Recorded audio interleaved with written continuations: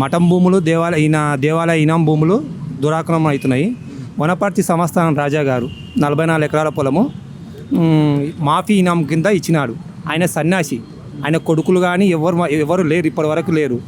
ఆయన తదనంతరము వాళ్ళ 1979లో దొంగ రిజిస్ట్రేషన్ చేసుకొని మఠం పెద్ద గంగాధరయ్య, మఠం చిన్న గంగాధరయ్య వీళ్ళు ఆయన వాళ్ళ సన్యాసులు మేము కొడుకులం అని చెప్పి దొంగ రిజిస్ట్రేషన్ చేసుకొని వచ్చారు.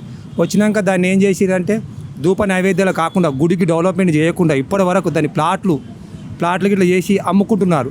దీనిపై మేము ఎన్నిసార్లు ప్రజాభవన్లో 4 సార్లు విన్నవించుకున్నాం. కలెక్టర్ ఆఫీస్లో విన్నవించుకున్నాం, ఇక్కడ నుంచి అక్కడ రాశారు. మళ్ళీ మిగతా ఆడికెళ్ళి మళ్ళీ రెండోసారి వచ్చాను. రెండోసారి వస్తే ప్రభుత్వం దీనిపై చర్య తీసుకుంటలేదు. దేవుని భూములు ఈనాం భూములు గవర్నమెంట్ చర్యలు తీసుకోకపోతే ఇంకెవరు చర్యలు తీసుకుంటారు? ఇప్పటి వరకు 4 సార్లు వచ్చిపోయినాయి. ఇప్పటి వరకు దీని పోతే ఏమవుతుందో ఒక స్టాంప్ వేస్తారు, పంపిస్తారు. ఇది ఏంది అని అడిగితే రంగారెడ్డి కలెక్టర్ ఆఫీస్కి పోమంటారు. దాని గురించి చర్య లేదు. పదే ఎన్నిసార్లు ఉన్న ప్రజాభవన్ దేనికోసం ఉంది? రేవంత్ రెడ్డి గారు ఉన్నారు దేనికోసం? 44 ఎకరాల భూమి అంటే ఇంచుమించుగా ఎంతో భూమి. గుడికి సంబంధించిన భూములను మనం కాపాడుకోకపోతే, హిందువులము మనం కాపాడకపోతే ఇంకెవరు కాపాడతారు? వాళ్ళు మఠం పెద్ద గంగాధర, చిన్న గంగాధర వాళ్ళ కొడుకులు అరాచకాలు చాలా ఎక్కువైపోయినాయి. మిగతా ఏంది, మనం పోయి అడిగినాం అనుకో, దీని గురించి దేవాలయం గురించి అడుగుతాం అనుకో, కేసులు పెడుతున్నారు మన మీద. గుడికి సంబంధించిన గుడి పూజారులు, గుడికి సంబంధించిన ఇంకొన్ని రోజులు పోతే గుడి నమ్మి గుడికి సంబంధించి ఏం చేయకుండా గుడి నమ్మి గుడి పని చేస్తారు. వాళ్ళ సొంత అల్లుడు సజ్జల విశ్వనాథం ఎంపీపీ చేసిండు, సర్పంచ్ చేసిండు. వాళ్ళ పీరియడ్లో ఈ భూములన్నీ కబ్జాకు గురి అయిపోయినాయి. ఇకనైనా రేవంత్ రెడ్డి గారు ప్రభుత్వం ఎన్నిసార్లు వినవించుకోవాలండి? ఈ గవర్నమెంట్ పదే ఎన్నిసార్లు ఇప్పుడు చేసినా మళ్ళీ లేదు. రేవంత్ గారు తక్షణం దయించి దేవాదాయ భూములు, మఠం కరిబసప్ప ఏంటంటే ఆయన కోసం వనపర్తి సంవత్సరం రాజా గారు ఇచ్చారు. ఎందుకు ఇచ్చారు అంటే దేవాలయం డెవలప్మెంట్ కోసం ఇచ్చిండు. కొడుకులు లేరు, ఇవ్వలేరు. దొంగతనం పెద్ద గంగాధర, చిన్నగా దొంగతనంగా రిజిస్ట్రేషన్ చేసుకుని ఇంత అది చేస్తే చాలా బాగుండదు. తక్షణమే స్పందించి ఈ దేవాలయం గురించి ఒక కమిటీ చేస్తే బాగుంటుందని కోరుతున్నాం.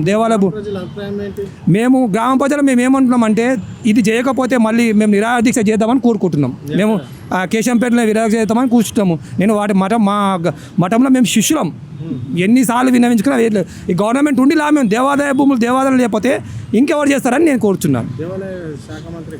దేవాదాయ శాఖ మంత్రికి ఎప్పుడు కలవలేదు. దేవాదాయ ఎండోమెంట్ డిపార్ట్మెంట్ పై 2 సార్లు కలిసేసిన. దాని గురించి ఇప్పటి వరకు రిప్లై లేదు. ఇదే తీరు ఉంటే ఇంకేం లాభం? ప్రజాభవన్ దేనికి ఉంది? పేరుకు మాత్రమే ఉంది ప్రజాభవన్. పోతే స్టాంపులు వేస్తారు, పంపిస్తారు. ఎన్నిసార్లు వేస్తారు చూడండి.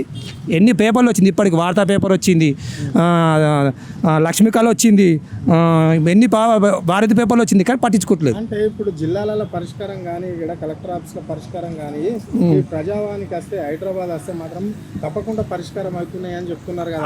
అది ఇప్పటి వరకు అయితే లేదు. లోపలికి పోతే ఒక స్టాంప్ వేస్తారు, పంపించేస్తారు. ఏడుకోమంటారు, మన కలెక్టర్ ఆఫీస్కి పోమంటారు.